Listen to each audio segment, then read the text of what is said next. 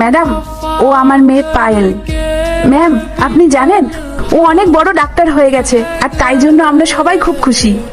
তাই আমরা ভাবছিলাম বাড়ি গিয়ে সবাইকে মিষ্টি মুখ করাবো, আর আপনাকেও মিষ্টি খাওয়াবো।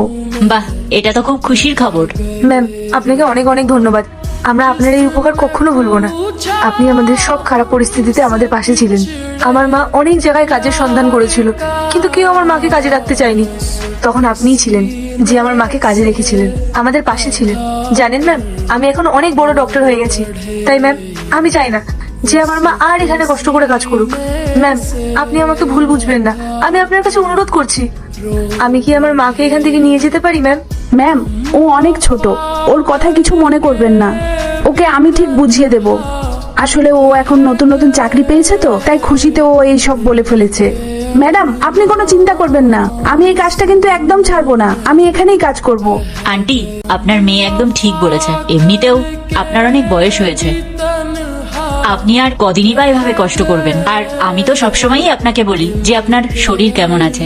আপনি রোদ বৃষ্টির মধ্যে বাইরে বসে ডিউটি করেন, আর আজকে আপনার মেয়ে এত বড় ডক্টর হয়ে গেছে। এটা কোনো ছোটখাটো ব্যাপার না। আপনি জানেন, লাখ লাখ মানুষের মধ্যে খুব কম মানুষই আছে যারা এই জায়গায় পৌঁছাতে পারে। আর সত্যি কথা বলতে এজন্য অনেক পরিশ্রমও লাগে।